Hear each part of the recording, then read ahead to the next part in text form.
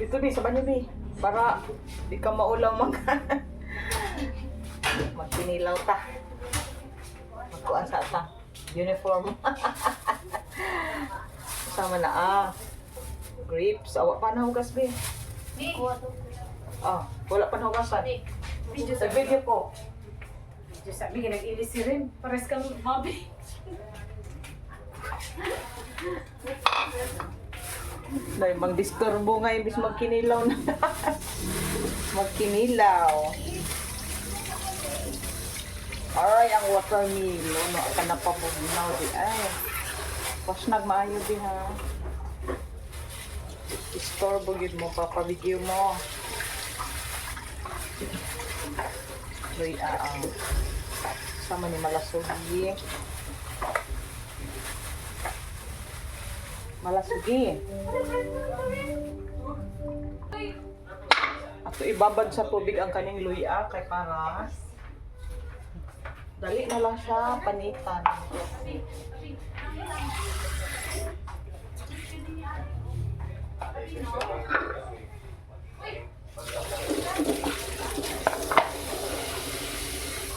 Magkinelaw.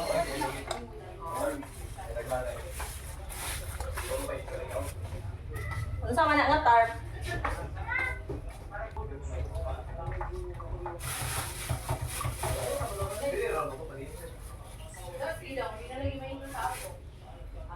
Kaon sa grapes. Kain muna ng grapes. Ba naglangan-langan gyud mas magkinilaw. Kain muna tayo ng grapes.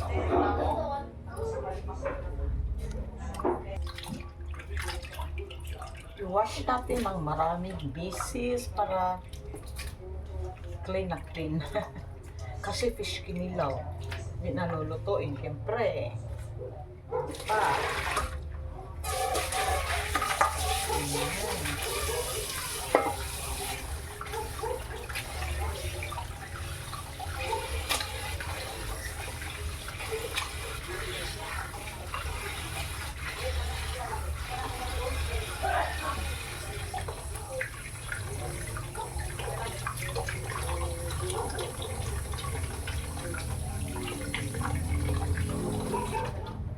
Tapos na maghugas.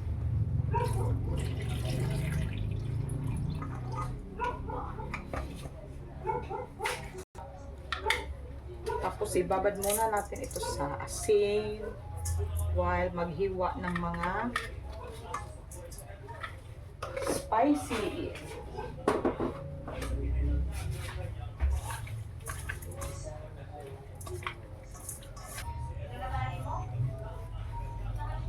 Radish.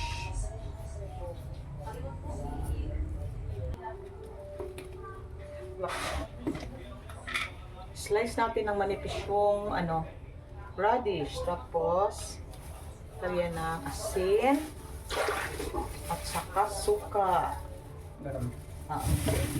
I-wash lang natin ito.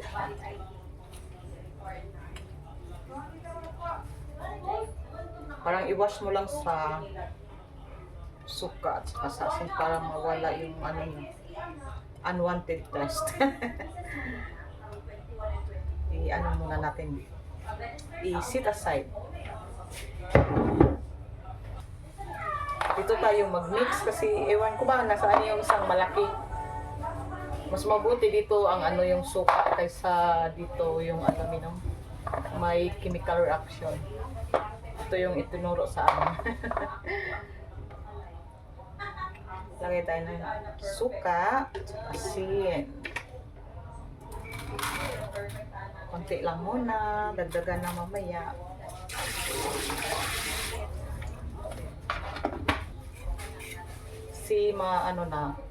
Yung balat niya malambot. Iganyan mo na lang.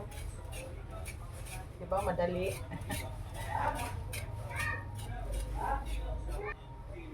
Ayan. Tapos na. I-ano na lang natin. I-kuskus dito, yun ang gusto ko yung. This is my secret. Ngayon, na-reveal ko na.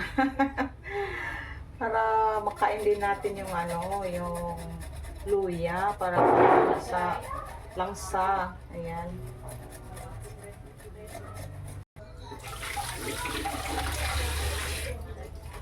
Ayan na yung luya natin, di ba? So fine. Pino. Ito na naman.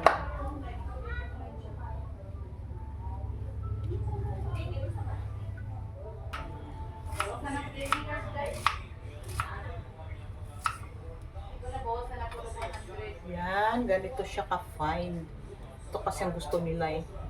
Yung ano lang para hindi kasi kumakain yung iba ng spices.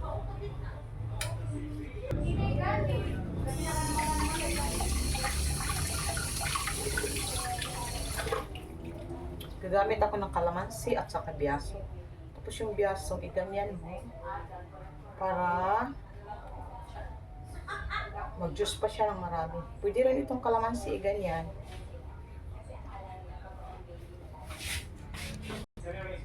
Ito na yung ating biyaso. I-press din natin, squeeze, pero i-ano natin dito.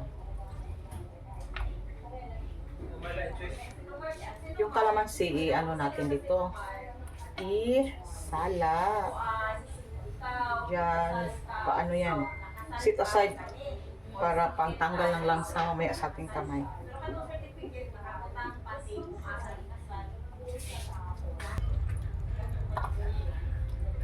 Ito yung ating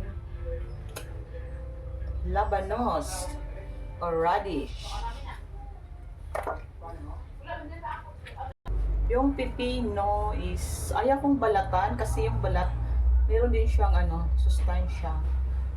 Iganyan ko lang siya para may design siya pag na-slice na. Ganyan mo lang sa fork.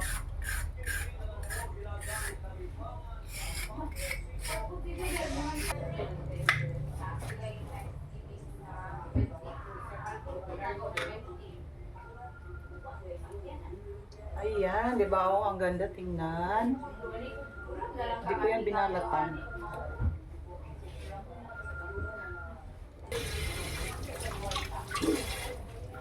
And this is my twist. Carrots. Diba?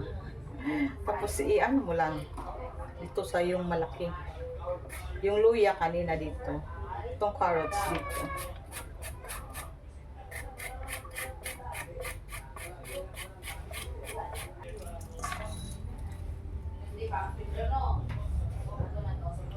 Huhugasan natin to ng suka. Ayan. Ayan. Tapos, piga lang natin ng konti. Yan hindi masyadong ano.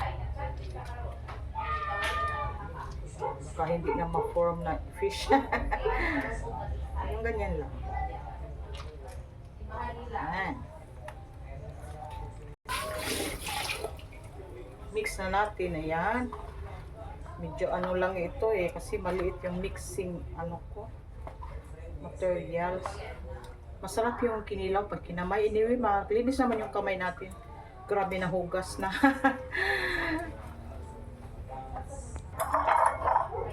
Ganyan natin yung sili.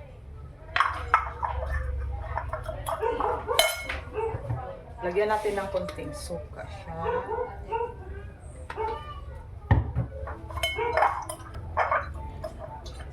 Ayan, naano ko na ng mabuti. Suka yung nilagay ko. Sasalain na lang natin.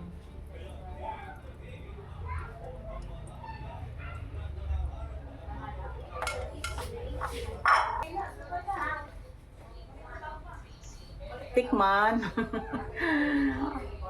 Ayan. Ito. Tapos yung carrots. Nasaan na ba yung maliit kasi yung sibuyas. Tikman na natin.